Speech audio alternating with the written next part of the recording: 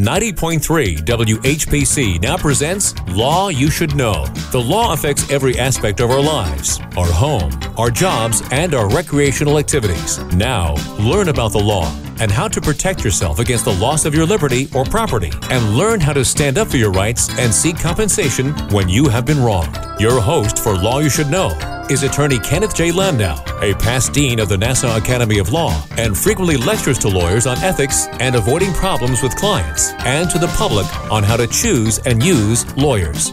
This is Law You Should Know on the voice of Nassau Community College, 90.3 WHPC. Hi, this is Ken Landau, and welcome to Law You Should Know. Today we're going to talk about starting a nonprofit as well as music in the workplace. My special guest is Vincent James. He's the co-founder and the president of Keep Music Alive, an organization that tries to promote music for children, but music can help us all in a law firm or any kind of workplace, and he'll explain exactly why.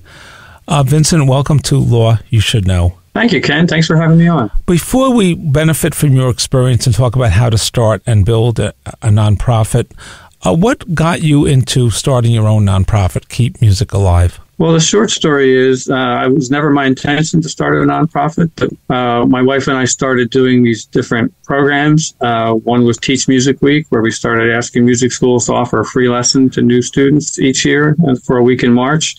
And then we started something called Kids Music Day, and we asked them to have a special event benefiting, celebrating kids playing music, and that was in October.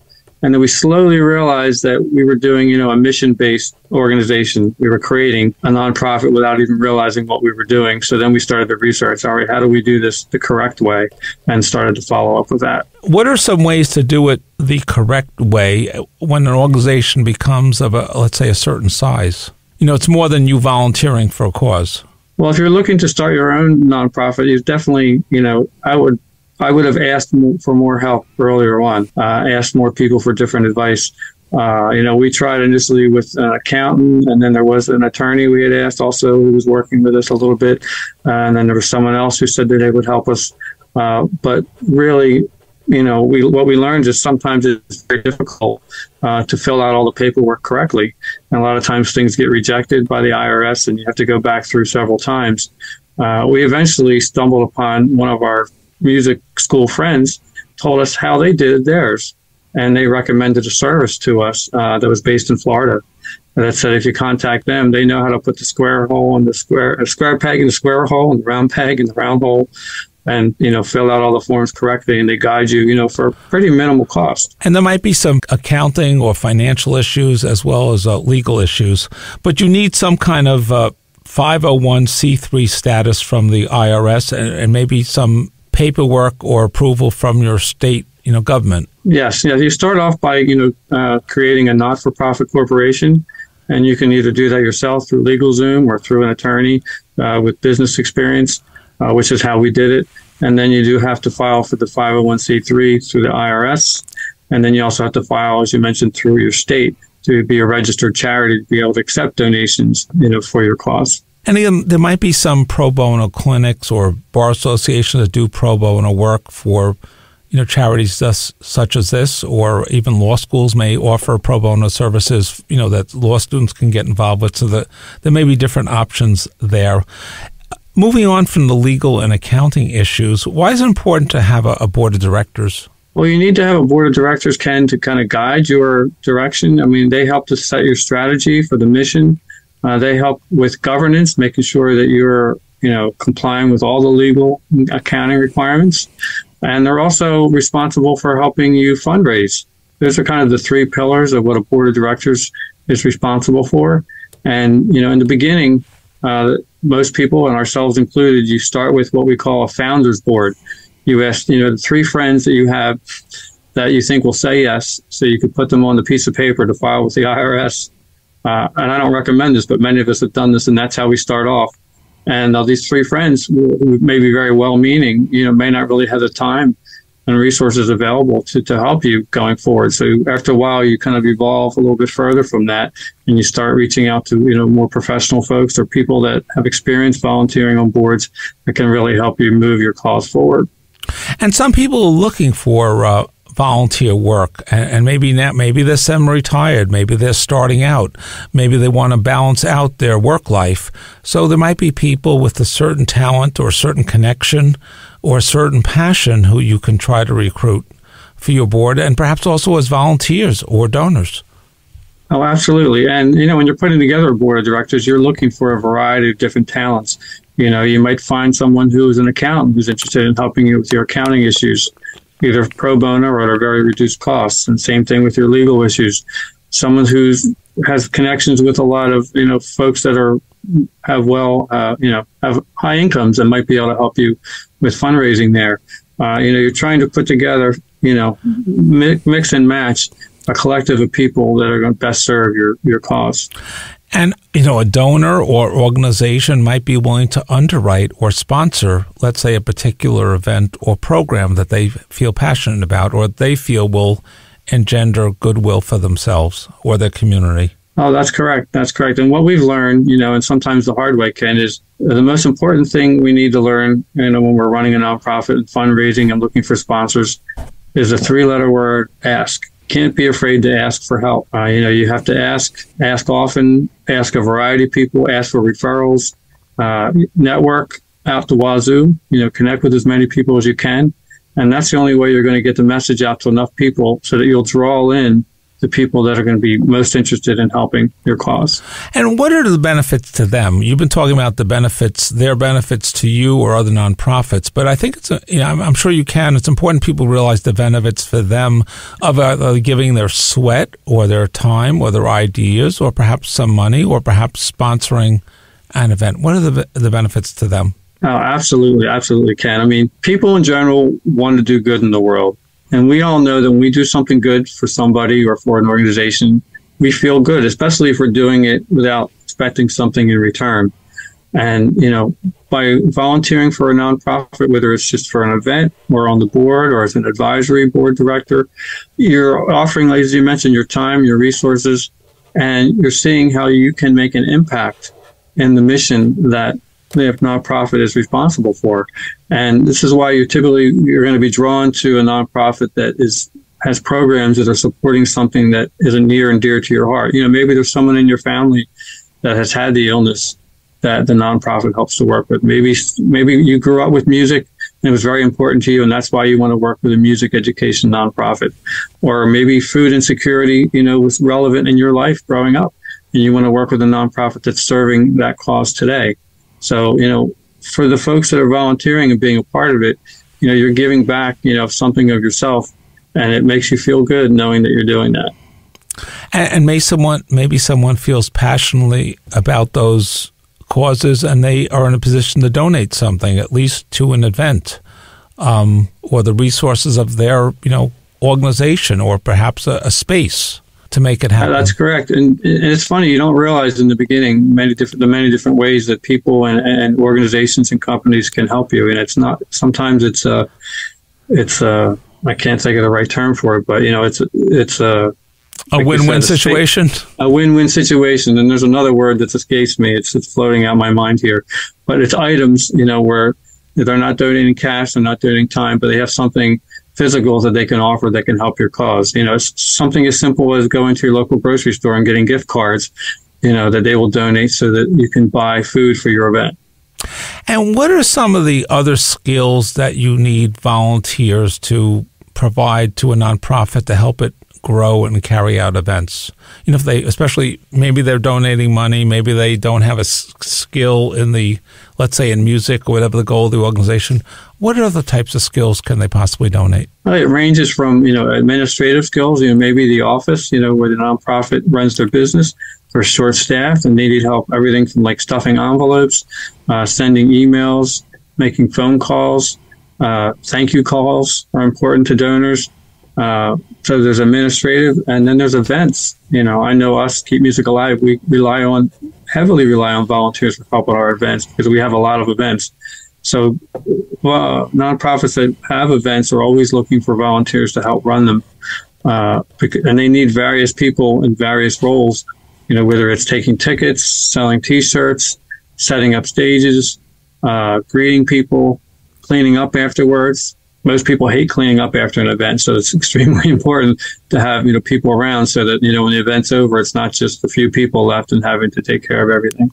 So the more people involved, the easier it makes it for everyone. Absolutely. I can't tell you how relieved we are when we have an event. We have an overload of people, and we're at the end of the event, Ken, and we are dead tired. And I have 6, 7 people that are going to help us load everything up into the van and carry it however far it needs to be carried to get to the van. And there might be something small or something larger or something that doesn't cost them anything, a way they can help out the effort and take part in the goodwill that it's creating and the help it's providing. Yes. And the word I was searching for was in-kind. When a company or a person gives an item, it's an in-kind donation where they're donating a product or something that's not necessarily money. And they may get a tax write-off for it. They may get a good feeling about it, but they also may get good publicity and generate goodwill for it. They can put that picture on the news or in the newspaper or the local, in their professional organization and put it on their website of them doing good. And that might engender goodwill for a law firm or an accounting firm than something else, they might do. Yes. And it's very important, when you're interacting with a company or a firm of any kind, and they're involved, employees are involved in helping your cause, to take photos, post them on social media, send out a press release, let the media know, because it's, as you mentioned before, it's a win-win for everyone. You're getting more exposure for the cause and the work that they're doing, and you're getting exposure for the entity, the corporation, the employees that are involved in helping. I just want to remind the listeners that you're listening to Law You Should Know here on 90.3 WHPC, the voice of Nassau Community College in Garden City, New York. We're talking with Vincent James. He is the head of Keep Music Alive, and he's the co-founder and president. He advocates why music is important in the workplace, and we're going to give him a minute to talk about that in a moment. But he's also sharing his experience and ideas about how to start and grow a nonprofit, why start a nonprofit, why volunteer for a nonprofit, how it's a win-win situation for everyone involved, especially as we're emerging physically from COVID, as where people don't always get satisfaction of just devoting themselves to work or school, and they're looking for other activities and way to interact and connect with their neighbors. You personally advocate music in the workplace. How does that help a workplace, let's say a law firm or a community? How does music help keep the community alive, so to speak? Something you said a moment ago, Ken, reminded me. We recently worked with a firm that, because of COVID, they're still mostly virtual. They just decided not to bring everyone back in the office full time. So the company advocates having employees group together for volunteer efforts during the week and to go out and volunteer as a group together. To be able to socialize and spend time together working on something, away from the work that they're doing, as part of the company. And they found that very valuable. Whether that's for music or any other nonprofit that you can, volunteer for, I think that's very valuable for everyone. Now, as far as music in the workplace, we have these headphones and, listening to music can be very inspiring, can help us, get in the right mood, the right tone for whatever type of work we're doing. But aside from that, music is a very powerful social connecting entity. Whether you go out with your colleagues after work to see a musical act and share that experience together, which is very binding, in your soul, really, or whether you may ask around and find that 3 or 4 of your fellow attorneys actually play music, and you had no idea.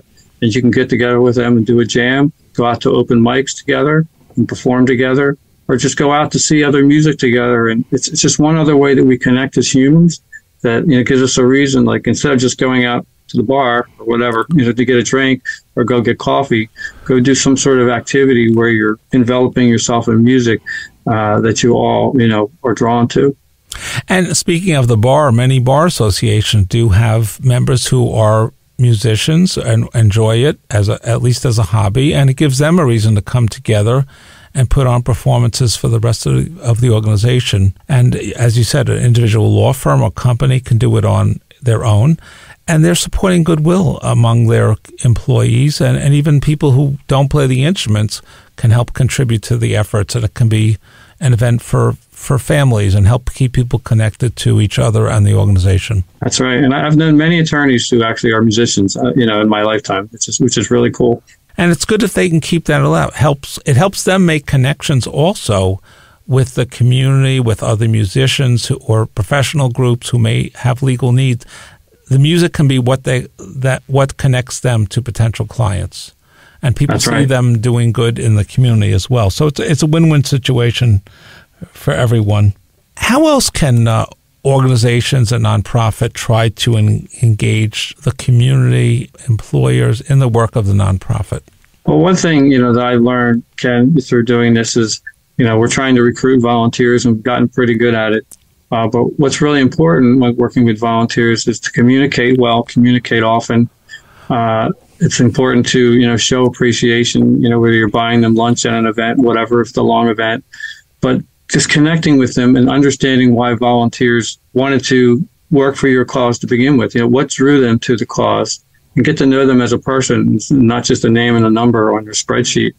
And that's what's going to really make the connection to keep them involved for the long term.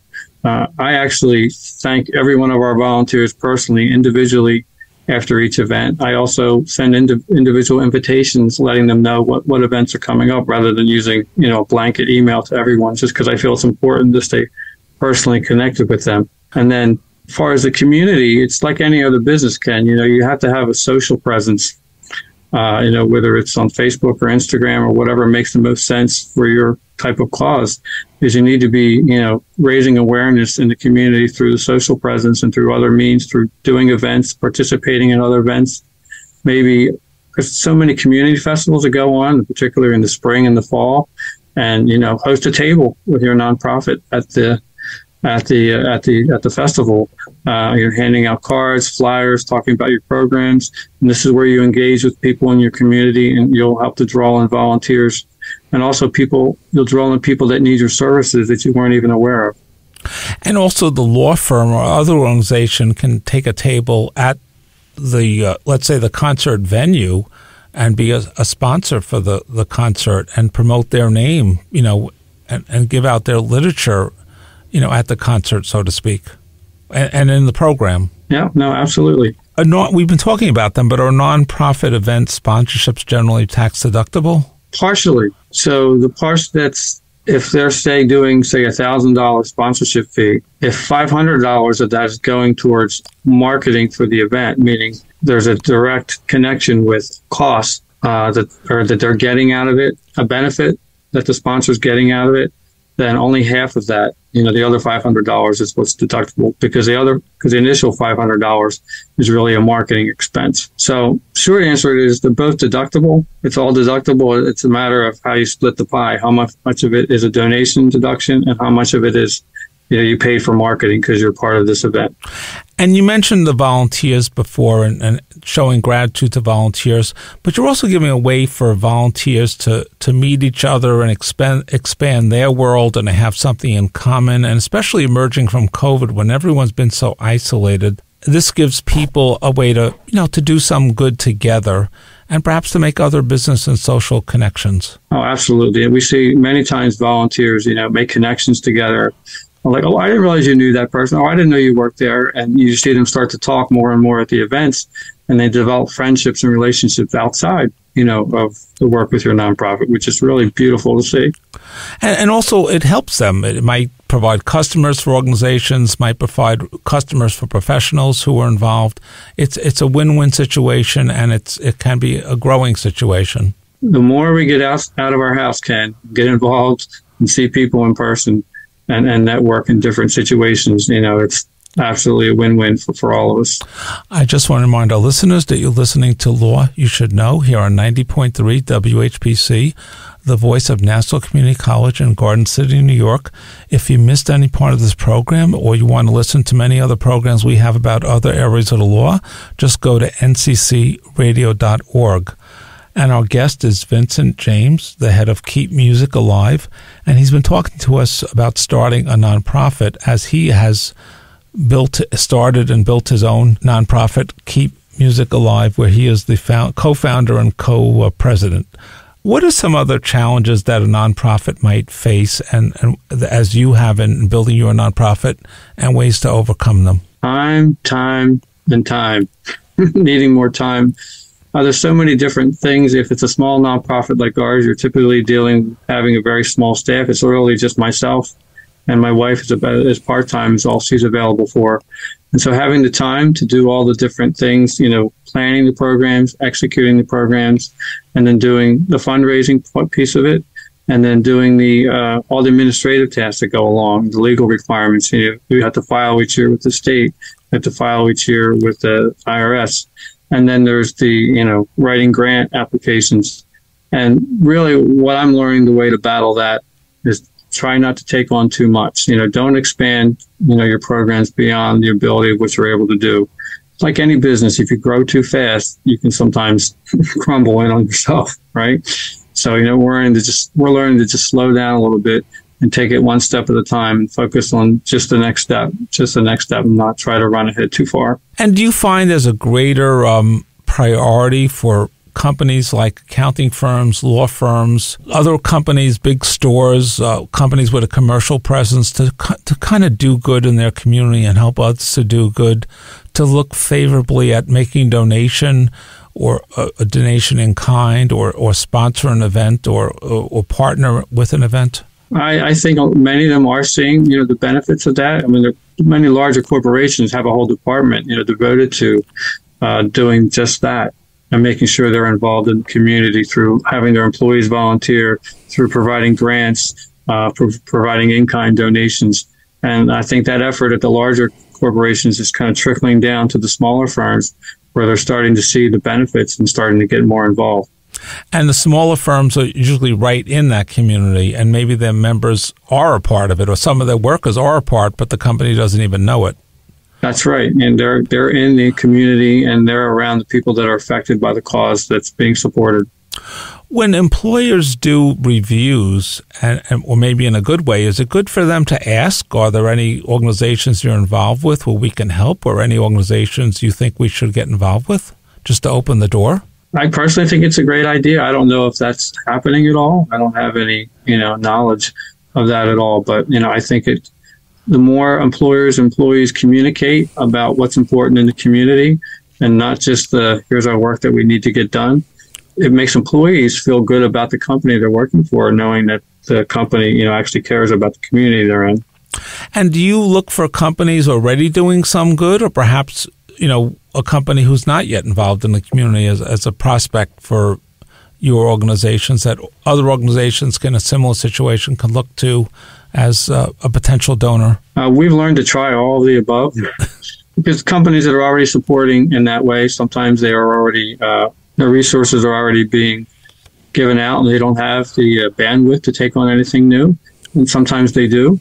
And then there's companies that maybe aren't really doing anything yet, but just by you reaching out to them, you're planting the seed in their mind. And whether they start helping you this year or next year, you're giving them the idea.